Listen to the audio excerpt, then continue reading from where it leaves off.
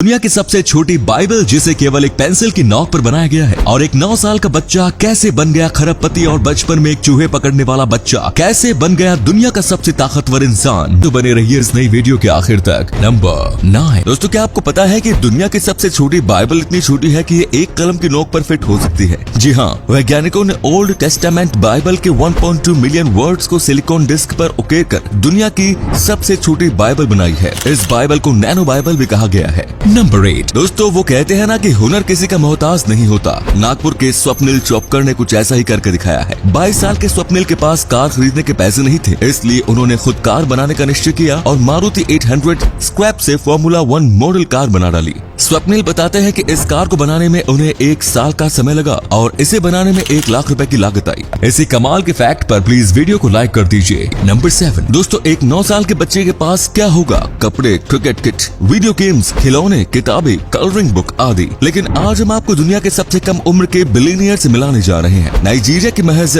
9 साल के इस बच्चे को दुनिया का यंगेस्ट बिलियनियर माना जा रहा है। इस बच्चे का नाम मोहम्मद अवल मुस्तफा उर्फ मोमफा जूनियर है। ये बच्चा महज 6 साल की उम्र में ही कई बड़े बंगले और महंगी गाड़ियों का मालिक बन गया और इसके बैंक अकाउंट में भी करोड़ों रुपए हैं। द सन की एक रिपोर्ट के अनुसार मोमफा जूनियर के पास अपना एक प्राइवेट जेट भी है, जिससे वो पूरी दुनिया की सैर करते हैं। इनकी कमाई का मेन सोर्स ये है कि मोमफा जूनियर के पिता ऑलरेडी बिलियनियर हैं और उन्होंने अभी से ही अपनी प्रॉपर्टी अपने बेटे के नाम करनी शुरू कर दी। इस वजह से मोमफा जूनियर दुनिया के यंगेस्ट बिलियनियर बन गए हैं। दोस्तों, अब आपके लिए एक पहेली है। आपको इस आवाज को सुनना है तो कमेंट्स में बताना है कि आवाज किस एक्टर की है। तो सुनिए। मैं आज भी फेंके हुए पैसे नहीं उठाता। नंबर 6। छत्तीसगढ़ की राजधानी रायपुर में स्थित नुक्कड़ कैफे ने समाज को नई दिशा देने का काम किया है। ये कैफे केवल दिव्यांग और ट्रांसजेंडर लोगों को अपने यहाँ काम पर रखता है। दरअसल इस कैफे में उन लोगों को रोजगार मुहैया कराया जाता है जो अपनी कमियों के कारण मुख्य धारा से जुड़ नहीं पाते। नुक्कड़ कैफे की शुरुआत साल 2013 में हुई। आज ये कैफे यूथ के साथ सीनियर सिटीजन का भी ठिकाना है। रोजाना बड़ी संख्या में लोग यहाँ किताबें पढ़ने व रंगभूमि में कलाकार अपनी प्रस्तुति देने आते हैं। इस कैफे की खासियत है कि यहाँ प्रवेश करते ही आपको अपना फोन जमा करना होता है। इसके बाद आपको यहाँ स्पेशल डिस्काउंट दिया जाता है। नंबर 5। दोस्तों, आप फेस्टिवल्स कैसे सेलिब्रेट करते हैं? शायद अपने परिवार के लोगों में खुशियां बांटकर। लेकिन आज हम आपको जिस शख्स के बारे में बताने जा रहे हैं, उसने बिना खुद की परवाह किए लोगों के बीच खुशियां बांटकर अपने फेस्टिवल को सेलिब्रेट किया। यह घटना साल 2019 की है, जब एक शख्स ने क्रिसमस से 2 दिन पहले एक बैंक लूट लिया और सारे पैसे सड़क पर फेंक कर चिल्लाया, मैरी क्रिसमस। इसके बाद वो पास की स्टारबक्स कॉफी शॉप में गया और वहाँ बैठकर अपने गिरफ्तार होने का इंतजार करने लगा। दोस्तों, इस शख्स को लेकर आपकी क्या राय है? कमेंट्स में जरूर बताएं। नंबर 4। दोस्तों, मगरमच्छ से तो हर कोई डरता है, लेकिन क्या आपको पता है कि एक ऐसी चिड़िया भी है जिसे मगरमच्छ का कोई खौफ नहीं है? खौफ तो छोड़िए, ये मगरमच्छ के मुंह के अंदर से जिंदा लौट आती है। दरअसल इजिप्टियन प्लोवर नाम का ये पक्षी मगरमच्छ के दांतों के बीच फंसा खाना खाता है। दांतों के बीच से खाना निकालने के लिए इस पक्षी को मगरमच्छ के मुंह में घुसना पड़ता है। इस वजह से इसे क्रोकोडाइल बर्ड भी कहते हैं। इस पक्षी की वजह से मगरमच्छ के दांत साफ हो जाते हैं और इस पक्षी का पेट भी भर जाता है। नंबर 3। ब्रिटेन की क्वीन एलिजाबेथ द्वितीय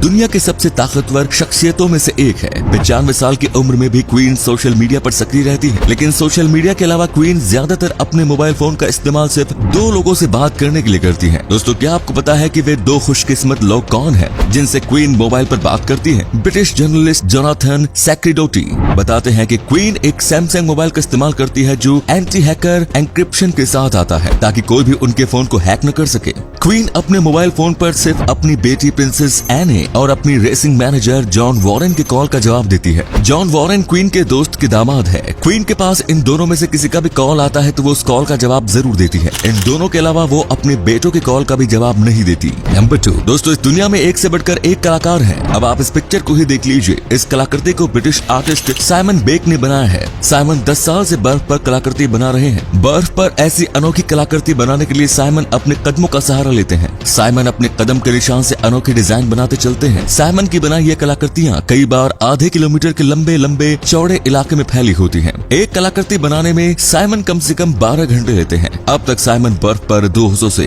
ज्यादा कलाकृति बना चुके हैं। नंबर 1। रूस और यूक्रेन के बीच महीनों से चल रही खींचातानी ने एक भयानक मोड़ ले लिया। लेकिन क्या आपको पता है कि व्लादिमीर पुतिन रूसी सत्ता के शिखर तक कैसे पहुँचे हैं? चलिए हम आपको बताते हैं। रूस के राष्ट्रपति व्लादिमीर पुतिन की कहानी शुरू होती है सोवियत संघ के के लेनिनग्राड यानी आज के समय के सेंट पीटर्सबर्ग से, जहां पर रहने वाले व्लादिमीर रोविच पुतिन और मारिया इवानोवना के घर पर 7 अक्टूबर 1952 को उनके तीसरे बच्चे का जन्म होता है, जिसको नाम दिया जाता है व्लादिमीर पुतिन। व्लादिमीर पुतिन से पहले उनके 2 बच्चों के बचपन में ही बीमारी से मौत हो गई थी। व्लादिमीर पुतिन का बचपन में उनके बड़े उम्र के लड़कों के साथ झगड़ा होता रहता था, इसीलिए उन्होंने बचपन से ही जूडो सीख लिया। पुतिन के पिता सोवियत नेवी में थे, तो माँ एक फैक्ट्री में काम करती थी। सितंबर 1960 से उन्होंने अपने घर के पास के स्कूल से पढ़ाई की। सेंट पीटर्सबर्ग स्टेट यूनिवर्सिटी से उन्होंने कानून की पढ़ाई की। लॉ में ग्रेजुएट पुतिन ने 1975 में सोवियत संघ की खुफिया एजेंसी KGB को ज्वाइन किया और रूस के जासूस बन गए। 1980 के दशक में उन्हें जर्मनी में तैनात किया गया। 16 सालों तक पुतिन ने बतौर जासूस काम किया, फिर इस्तीफा देकर राजनीति में आ गए। 1991 के आखिर में जब सोवियत संघ टूटा तो 25 दिसंबर 1991 को सोवियत संघ के राष्ट्रपति मिखाइल गोर्बाचेव ने अपने पद से इस्तीफा दे दिया। तब रूस के नए राष्ट्रपति बोरिस येल्त्सिन को सत्ता मिली। औपचारिक रूप से सोवियत संघ को खत्म करने और रूस के राष्ट्रपति भवन पर रूसी झंडा फहराने के दौरान बोरिस और पुतिन के बीच नजदीकियां बढ़ गई। धीरे धीरे दोनों के बीच अच्छा बॉन्ड बनता गया। वर्ष 1999 में येल्त्सिन ने पुतिन को प्रधानमंत्री बना दिया। 31 दिसंबर 1999 को येल्त्सिन ने राष्ट्रपति पद से इस्तीफा दे दिया। तब पुतिन ने